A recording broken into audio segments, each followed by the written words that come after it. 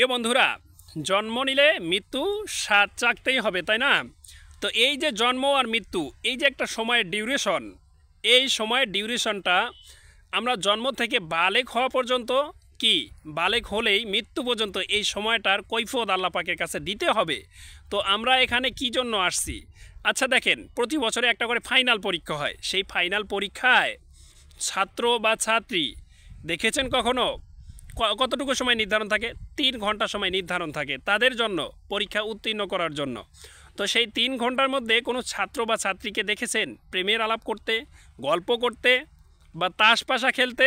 না, তারা ব্যস্ত থাকে সেই 3 ঘন্টায় ভালোভাবে কোশ্চেনের অ্যান্সার খাতায় লিখে তারা যেন পরীক্ষায় ভালো রেজাল্ট করে।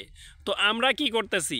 এই যে বালেগ হওয়ার পর থেকে মৃত্যুর পর্যন্ত আমাদেরও এই সময়টা, দীর্ঘ সময়টা একটা পরীক্ষা।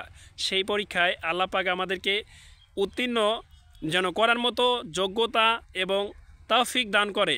আমরা আল্লাহ পাকের কাছে সব সময় ইস্তেগফার করব এবং আল্লাহ পাকের কাছে মন খুলে বলবো, আল্লাহ পাক আমাদেরকে সঠিক রাস্তায় পরিচালনা করুন।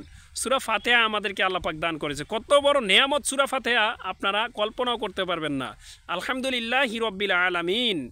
এই যে আলহামদুলিল্লাহি রাব্বিল আলামিন, আলহামদুলিল্লাহ, সমস্ত প্রশংসা মহান আল্লাহ পাকের, যিনি বহুমাত্রিক জগতের মালিক। বহুমাত্রিক জগৎ কাকে বলে? আমাদের এই যে পৃথিবীটা, এই পৃথিবীটা আর এই যে আকাশটা, এই জগতেই মধ্যে সীমাবদ্ধ না। আলম হচ্ছে এক বচন, আর এই যে এখানে আল্লাহ পাক আলামিন ব্যবহার করেছে, আলামিন হচ্ছে বহু বচন। আল্লাহ পাক বলছে বহুমাত্রিক জগতের মালিক আমি আল্লাহ পাক।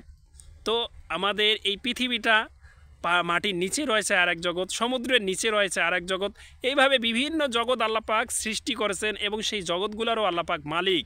এবং এখানে আল্লাহ পাক বলছে ইহদিনা সিরাতাল মুস্তাকিম, হে আল্লাহ, আপনি আমাদেরকে সহজ, সঠিক, সরল পথে পরিচালনা করুন। মুত্তাকিনদের সাথে আমাদেরকে সম্পৃক্ত করুন। মুত্তাকিনরা যেই রাস্তায় চলে সেই রাস্তায় আমাদেরকেও চলার মতো যোগ্যতা দান করুন। তো আল্লাহ পাক কত সুন্দর করে পূর্ণ ডিটেলস সূরা ফাতিহার মধ্যে বলে দিয়েছে।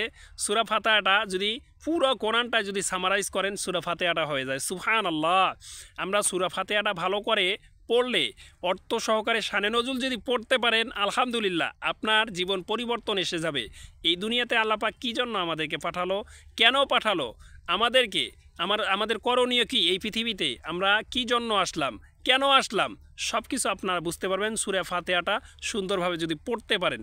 আল্লামা হযরতে আমাদের সাইদি হুজুর সূরা ফাতিহা নিয়ে 5 দিন চট্টগ্রামে তাফসির করেছে।